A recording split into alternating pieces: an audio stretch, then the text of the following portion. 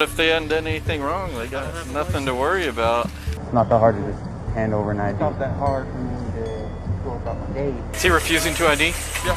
Okay, bud. This is an intoxicated subject call. You're going to be arrested for failure to ID. Listen to me. You don't have any other arrestable charge, no disorderly conduct, anything like that? No, sir. Okay. All right. Release him. Looking back now, I screwed up. I mean, I'm not gonna sit there and lie about it. I'm not gonna cover it up. I made a mistake and I recognize that. Do you feel like the force you used was justified based on his resistance? At the time, yes. Now, no. You don't think so? No. Just because I'm a senior officer doesn't mean I don't make mistakes.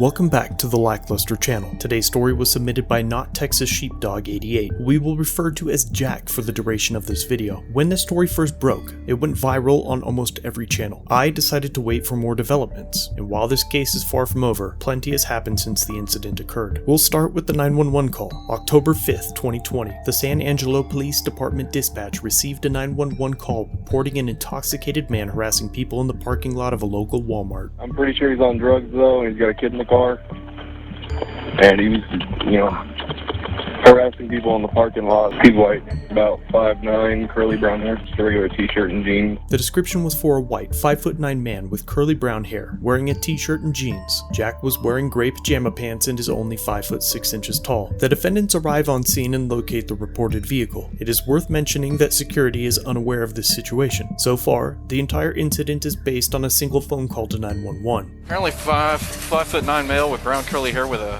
3-year-old. Mayberry's in the store looking around. Okay. I'll hang out at the vehicle if you want to go in. Okay. Security here doesn't have anything on him. Nobody in the store has seen him or even know what he really looks like. You didn't see a guy with a 3-year-old in there? I'll go back in. All right. But nobody in the store was really helpful. The defendants split up to look for their suspect. Weber utters a statement that would prove to be untrue just moments later. If they hadn't done anything wrong, they got nothing to worry about. Less than 2 minutes later, defendant Mayberry locates Jack and begins asking him questions. Excuse me. Hey man, can I talk to you for a minute? Y'all can go on screen. Have you been talking to anybody around here? Talking to... Oh, we've got calls that someone's out here harassing people, and they may be drunk. You haven't had anything to drink tonight, nothing like that? Nothing? You mean you're blowing your face? No, I'm good. So you haven't had anything to drink today, nothing like that? You're just getting off work or something? No. Left home, came to the grocery store. Okay. What's your name, bro? Huh? What's your name? Jack. Huh? Jack? Jack? Jack what? Okay. Yeah, it does. It does matter. You just gotta do a quick run so I can verify who you are. No. You have any idea on you? I do, but I don't have to get an ID.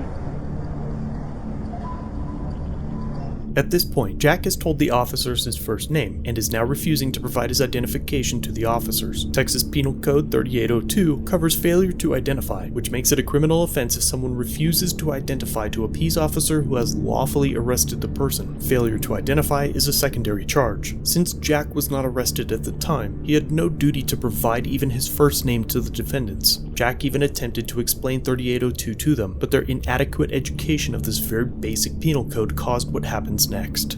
I don't think you understand what this is. This is not, you can tell us what is what. So, What's your name? You're saying I have to give look, my name just to... look, we're not trying to hand you up or anything. We're trying to make sense of what's going on because someone's telling us that someone is possibly driving drunk with a child in the car. They gave us your vehicle and a description of you. You have a description, officer?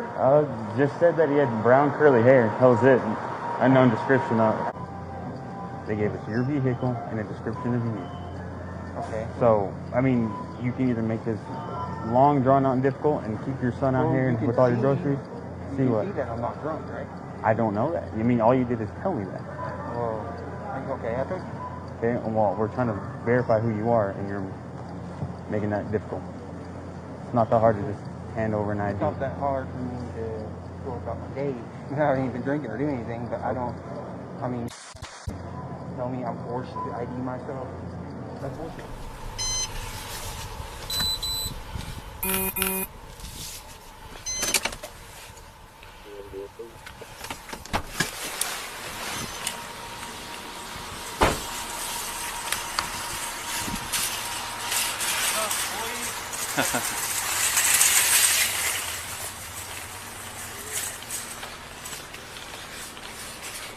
Yeah, please see your ID.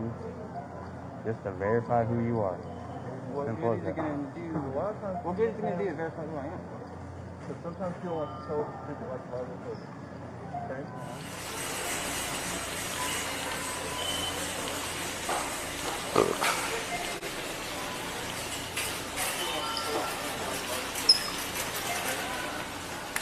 Truly, I want to verify who you are. Go back to your day, we'll go about our day, and we'll be done. That easy, that simple, man. My part is explain everything to you. Okay. And me, and I want to ID. Is he refusing to ID? Yeah. Okay, bud. This is an intoxicated subject call. Okay. Okay. So this is what's probably going to happen if it hasn't been explained to you already. Unless you identify yourself for this legal investigation, you're going to be arrested for failure to ID. Listen to me. And then we're going to call CPS to come pick up your kid. Okay, so now you're threatening So, to take my kid. what's your ID? You're threatening to take my What's kid. your identification? What's your name, dude? Can I talk? I mean, y'all work You for have me, one y'all thing work to for respond y'all. with right now, and that's to identify yourself. I did tell you to identify unless you've been walking. You're we just arrested. Go ahead. All right. The three defendants move in to arrest Jack, pinning him up against the refrigerator and applying pain compliance techniques to his arms and neck, pushing his throat against the corner of the refrigerator. One of the Walmart employees picks up Jack's son and brings him into the security office. Jack is unlawfully searched and is taken outside and is put into a police cruiser. I'm gonna walk him out. Alright. Don't. Okay, baby. Walk with me, please. Not right now. Daddy's okay. He's just gonna talk to the night. Mama's at her house, I guess. She is. Did y'all talk? She's coming? I don't know. We haven't found that out yet. Okay. I was just trying to calm the baby. Come over here. Come right over here. Come here. You on the phone? Can I call Mom to get my son? You on the phone? We'll deal with that in a little bit. How deal with that in a little bit? He's Have a three. seat. Have a seat. Do you guys want to do anything with this guy? What was he doing? Did they- Well, we got a call for an intoxicated driver with a 3-year-old in the vehicle, and they determined that was that guy. Yeah. And then Sorry, I'm sorry. I got it. So he you want to the refused to ID, then he resisted. Yeah, I mean, there's really not a whole lot we can do here. Oh, it's up to you. Just giving you Yeah, no, I mean, it'll be okay. the... Okay.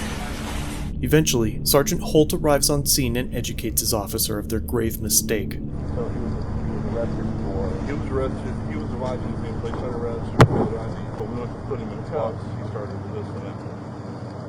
While he was detained. Yes, sir. We were told him he was detained. We were just trying to make as quick as payments as we could. Try and get this over with. But so he's actually arrested and not placed.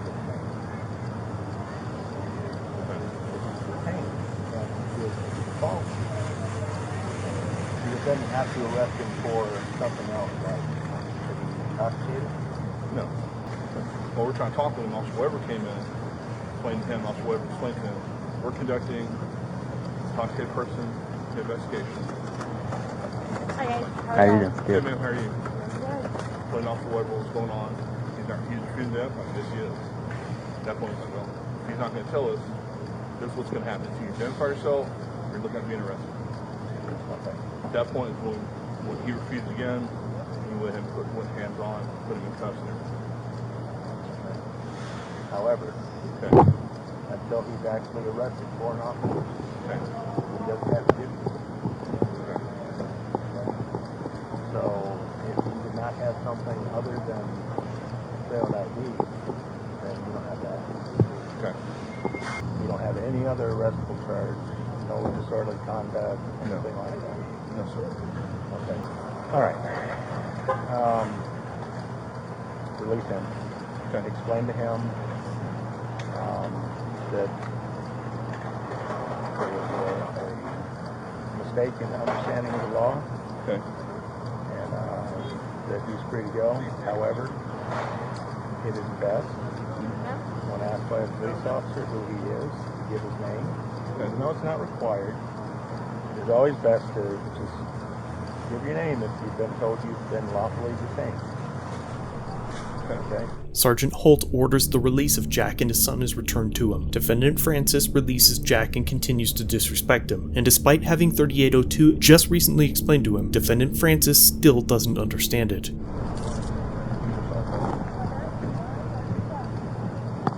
Relax. I'm not going to hurt you. I'm not going to slam you. Okay? Just let me look at your wrists. Okay? That's all I'm doing. Turn your head. Is yours or mine? Never mind. Yours? Alright. Miss Miller, after talking with our sergeant, you got every step by the way. You have a misunderstanding and interpretation of the law. I tried to. Okay. If you let me finish, please. Well, I tried to explain. I need to get back to my son. Okay, your son is fixing to come out of my office. Okay, well, What's going to happen is that.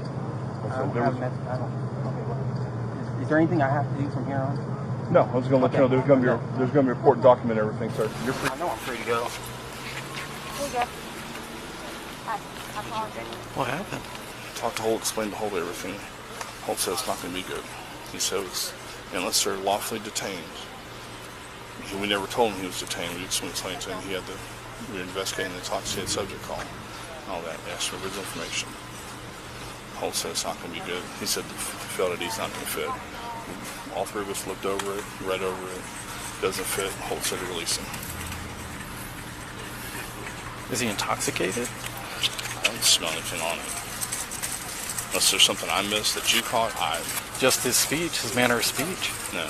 Came across to me that he was I thought you guys had already made that determination. No, we haven't gone that far.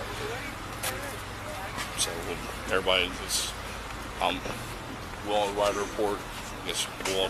Oh yeah. Somebody, one of us initial, the other one suck. How are we gonna figure it out? It happens. You got your own squad? Okay. What are you in? Just let's try to make sure. Look, I thought for sure he was detained for a PI. He may be detained. But until he's actually under arrest, he doesn't have to give a name, date of birth, anything. Okay. But he also can't, while he's detained, he can't give a false name. Right. Okay. Well, yeah. There's been confusion about failed ID as long as I've been here. I've seen people charged with failed ID on a consensual contact.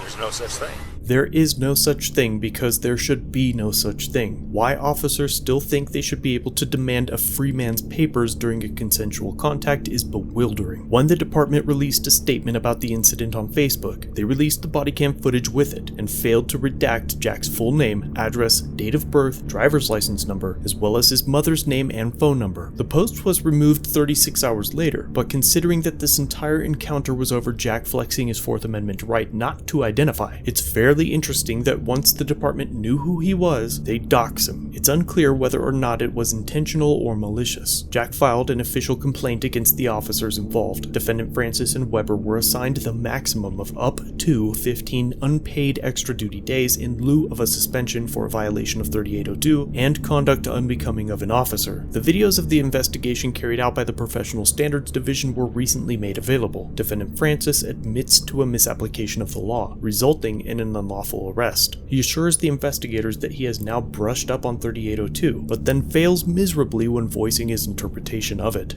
I'm looking back at now, I'm probably looking at it as a consensual. Is probably more, we were probably handling more as a detainment at that time. It should have been just handled as consensual and we should have been done with it. So he was being detained? Yes, sir. And refusing to identify himself? Yes, sir. Okay. at that time, what was your understanding of the law pertaining to being detained and refusing to ID yourself? I was looking at the charge of failed ID. Based That was on him not giving us the information who he was. Because what, like I said, what was your understanding? You felt like somebody being detained had to give you their name? Yes, sir. Okay. And you've since I've re-educated myself, talked to Sergeant Gallardo, the next day me and him sat there for, I don't know, 15, 20, 30 minutes. I can't give you an exact time frame, but he sat there and me and him looked at it, and we talked about it, explained it to me. I've looked at it since then also just to keep myself refreshed and stuff like that. So a person being detained, what's the law say? What's the penal code say about giving their name? If it's a lawful detainment, then yes, they have to identify themselves to us. If it's a lawful detention? Yes, sir. Okay. What's your understanding, just so I'm clear, just what is your understanding if you have somebody detained and they don't want to give you the name? If they don't want to give his name at that point, that's when I would go to effect arrest. But And you spent time reviewing that law since then? I haven't looked at it recently. I looked at it probably first few days and weeks after it. Well, that would be not correct. You could not force someone to give a name unless they're arrested. Okay. And that's the kind of the heart of this is that if they're detained and they give a false name, then you can arrest them for failure to identify. If they are lawfully detained and they provide false information, but if they just don't tell you the name, then they have to be arrested for another offense. Okay. Then I need to reread again and correct myself. Yeah. Looking back now, I screwed up. I mean, I'm not gonna sit there and lie about it. I'm not gonna cover it up. Yeah. I made a mistake and I recognize that. Do you feel like the force you used was justified based on his resistance? At the time, yes. Now, no. You don't think so? No. The full interview can be found on Jack's channel. Officer Weber and Mayberry's interviews and the arrest are also available in the links below. Jack went on to file a lawsuit against the 3 officers for his unlawful arrest and a violation of his 4th Amendment rights. It is still an active lawsuit and may take some time to settle or litigate, but I will keep you informed as I receive details. Jack is pretty good about keeping his audience informed on the case on his channel. If you end up over there, be sure to let him know that I sent you. Thanks for watching. If you have a video you'd like me to review, email it or send it in via Facebook Messenger. You can also view this and other content on my website. If you're new here, subscribe for future content. If you've been around for a while, remember to like, share, and comment down below of what you think of this interaction. Shirts and other goodies are available at the Teespring store linked below. Channel memberships start at just $1 if you'd like to further support the channel and get a slick lack logo next to your name. I'll see you in the next video. All links are down below.